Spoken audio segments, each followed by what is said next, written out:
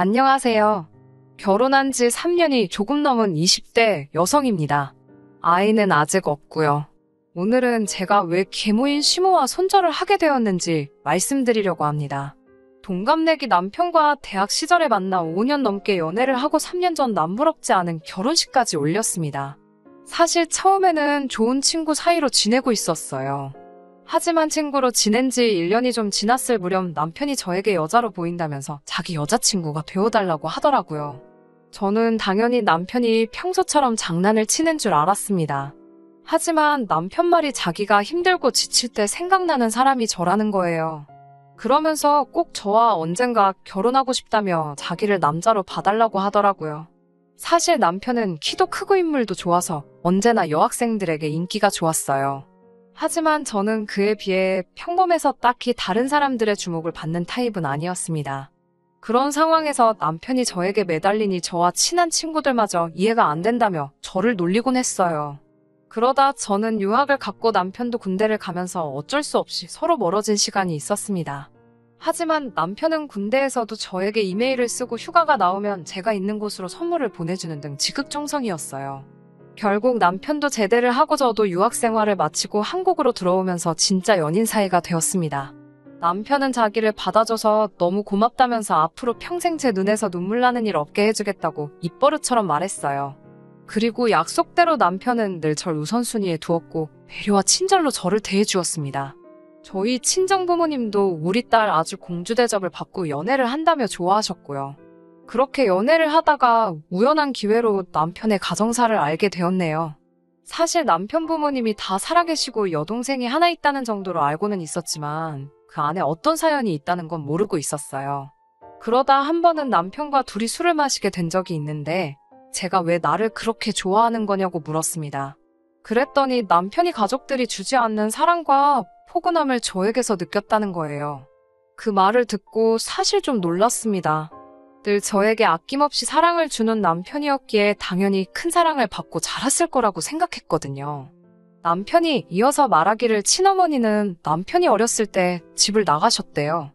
혼자 드신 아버지가 어떻게든 아내의 흔적을 찾으려고 백방으로 수소문을 하고 신고도 했지만 결국 찾지 못하셨고 그렇게 혼자 힘으로 남편을 키우시다 남편이 10살쯤 되었을 때 재혼을 하셨다고 해요.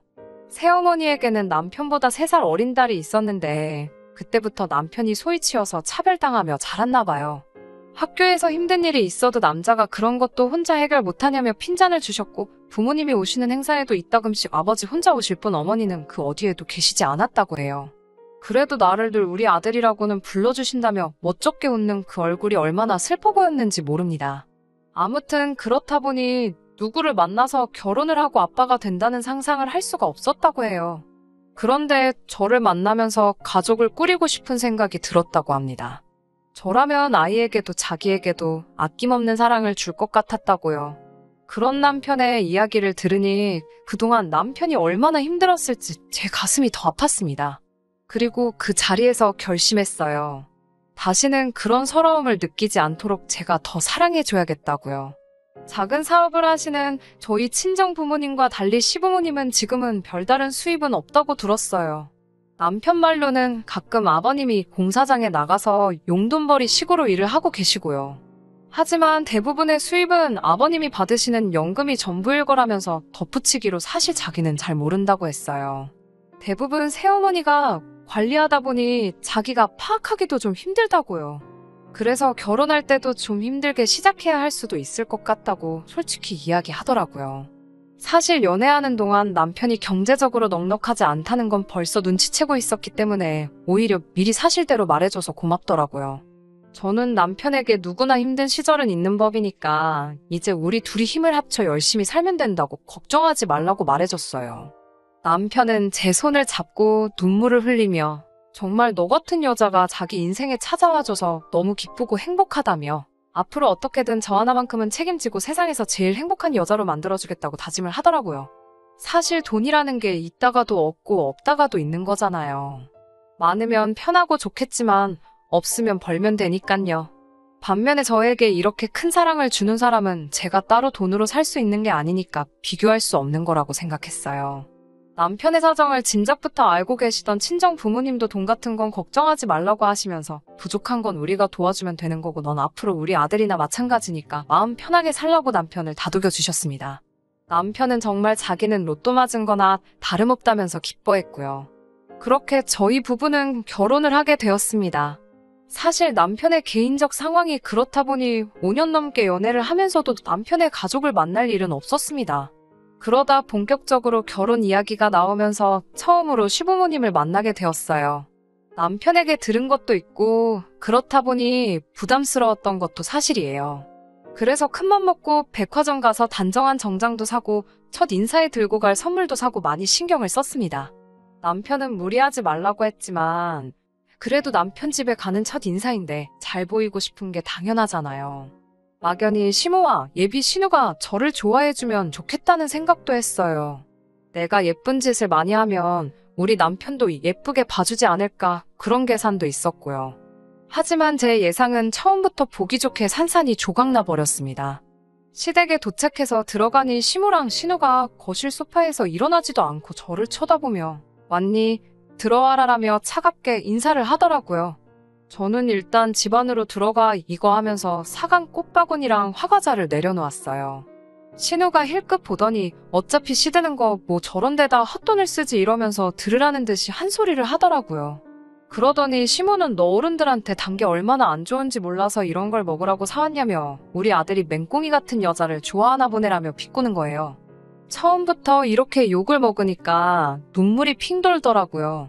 그런데 지금 눈물을 보이면 절대 안 되겠다 싶어서 씩씩하게 웃으면서 죄송하다고 했어요.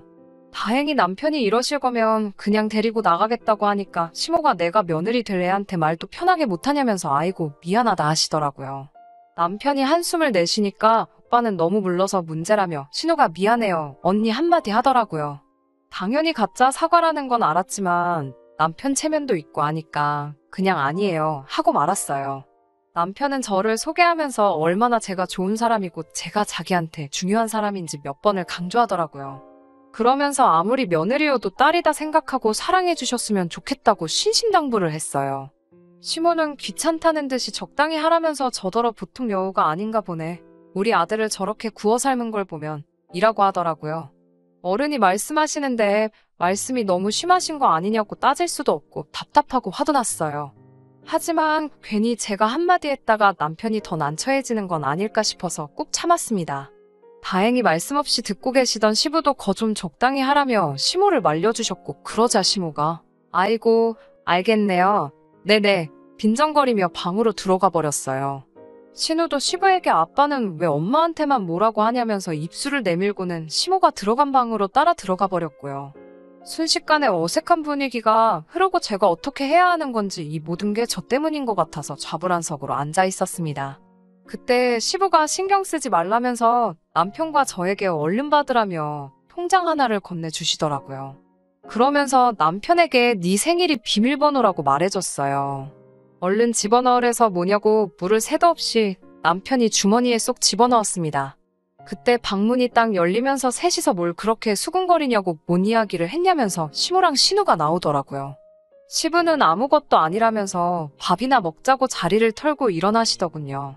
정신없이 첫 만남을 마치고 집으로 들어오는 길 남편과 카페에 들려 시부가 준 통장을 열어봤어요.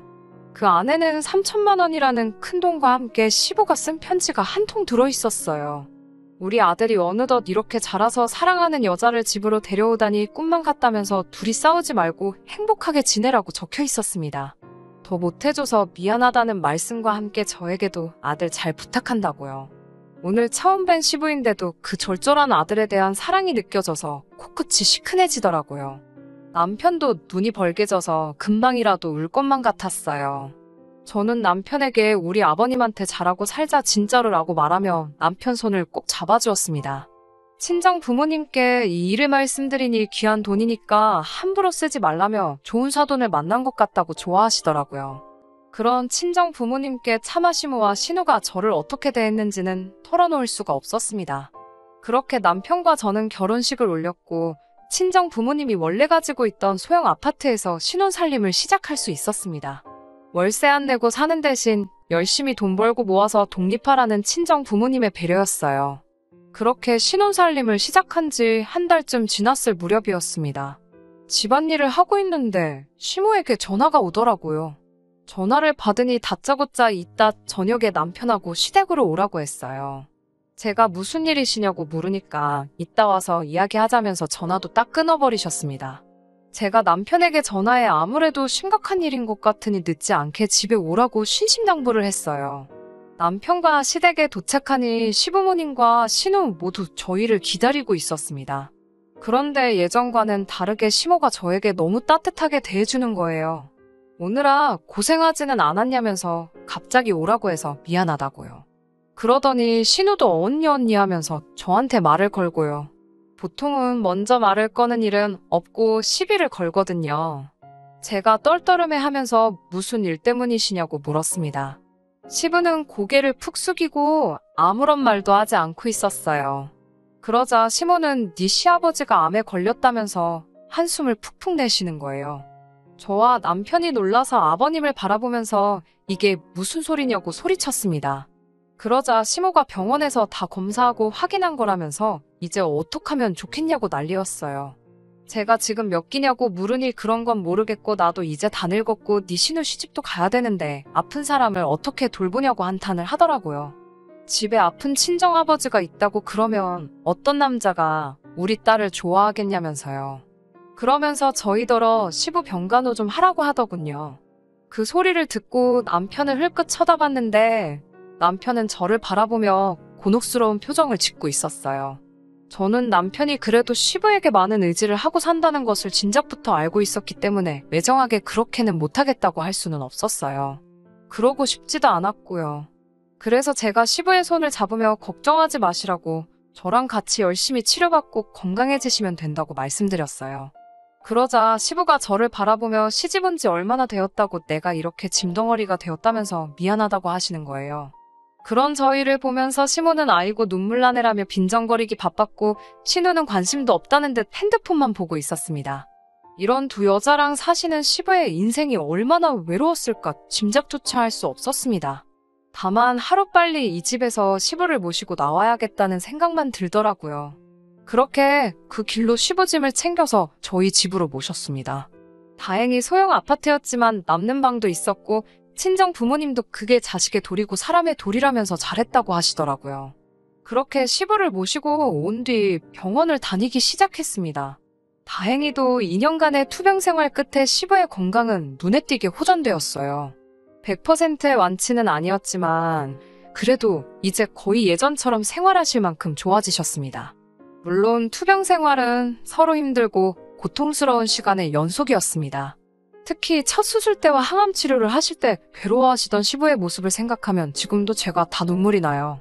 저는 인터넷을 보며 위암에 좋다는 음식도 찾아 해드리고 나중에는 다니던 직장도 그만두고 시부의 간호에만 매달렸습니다. 시부는 이따금씩 그런 저를 보시면서 내가 전생에 무슨 덕을 쌓아서 너 같은 며느리를 받는지 모르겠다며 우리 아들하고 결혼해줘서 고맙고 딸처럼 나를 보살펴줘서 고맙다고 했습니다. 반면에 시모와 시누는 자기들이 돈이 필요할 때만 연락을 해왔습니다.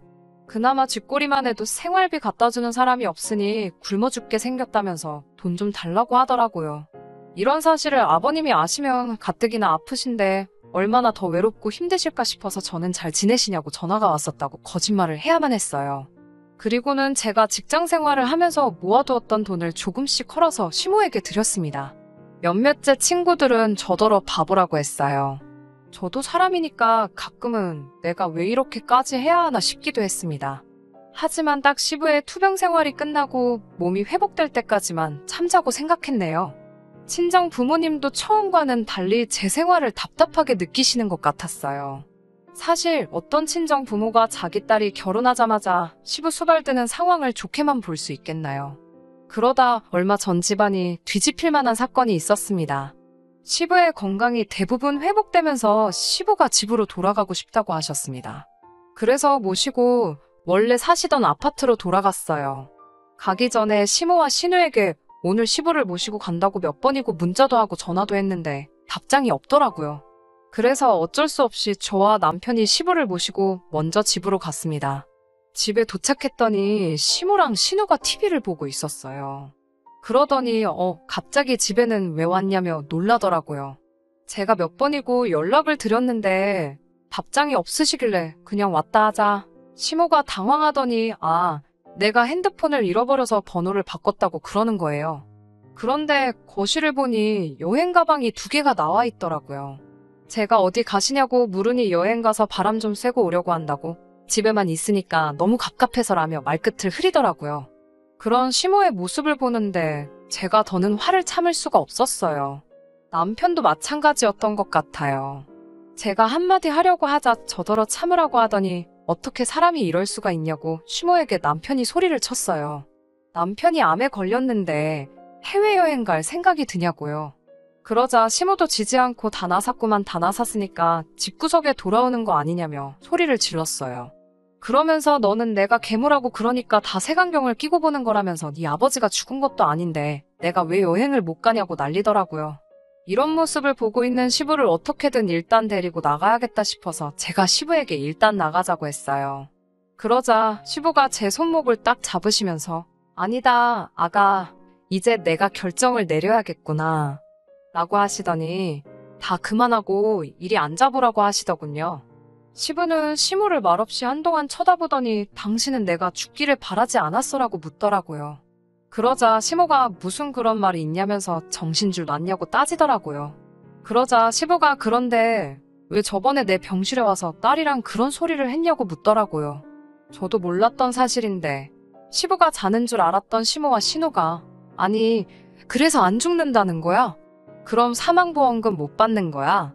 라며 대화를 나눴나 봐요. 돌이켜 생각해보니 한동안 좋아지던 시부의 안색이 급격히 어두웠던 시기가 있었는데 그때였던 것 같아요. 시모가 아무 말도 못하고 쩔쩔매자 신우가 나서서 아니 아빠가 죽으면 우리도 먹고 살아야 되니까 이야기를 한 거지 누가 아빠더러 죽으랬냐면서 살살맞게 대꾸를 하더라고요. 그러자 시부는 그래 너희도 살아야지 그래서 내가 방금 큰 결심을 내렸다고 하셨어요. 그러더니 시모에게 그래도 그동안 산정이 있으니까 당신이 관리하는 적금 통장에 들어있는 5천만 원은 당신이 가지라고 했습니다. 그 돈으로 딸 시집이라도 보내라고요. 그리고는 저희를 보더니 너희는 이 아파트를 가지라고 그러시는 거예요. 그래도 이게 대출도 하나도 없으니까 그냥 세금만 내면 될 거라면서요. 저랑 남편이 깜짝 놀라서 아니라고 저희는 이런 걸 바란 게 아니라면서 그런 말씀 마시라고 했습니다. 반면에 시모는 개거품을 물면서 20년을 같이 산 현모양처를 이렇게 버리는 게 어딨냐고 그랬어요. 그리고 아파트도 반은 자기 거라면서요. 그러자 시부가 당신이 몇 년 전에 나더러 노인 아파트 청약이라도 받으려면 이혼해야 된다면서 내가 싫다는데도 강제로 이혼 서류에 도장 찍게 만들지 않았냐고 그러니 우리는 부부 사이도 아닌데 왜 내가 당신한테 반을 주냐고 딱 선을 그으셨어요. 그러면서 시부는 시모에게 당신도 살림살이 정리하고 해야 할 테니 내가 일주일 시간을 주겠다면서 그 사이에 짐 빼라고 안 그러면 이제 서러움하고 지저분한 꼴 보게 될 거라면서 저희에게 한 일주일만 더 신세 좀 지자고 그러시더군요. 그 이후로는 저도 시부께서 좋은 이야기도 아닌데 더는 알 것도 없고 알 필요도 없다면서 잘 말씀해 주시지 않아 정확히는 모릅니다. 하지만 시모와 신우가 저와 남편에게 몇 번이고 전화해 네가 네 시아버지 좀 잘 달래보라고 저희를 설득하려고 들더라고요. 남편은 시부에게 도대체 그런 여자랑 왜 이렇게 오랫동안 같이 사셨냐고 물었대요. 그러자 시부는 그래도 엄마 자리가 비어있는 것보단 있는 게 낫겠지 싶어서 참으셨다고요. 아들이 나중에 장가갈 때 엄마도 없이 컸단 소리 들을까봐 걱정이 되셨다고요. 그러면서 시부도 남편에게 너는 왜 그렇게 참고만 있었냐고 물어서 남편은 그래도 아버지가 그분을 사랑하시는 줄 알았다고 그래서 아버지가 사랑하시는 분이니까 어떻게든 견디고 어른으로 대해드려야지 생각했다고요.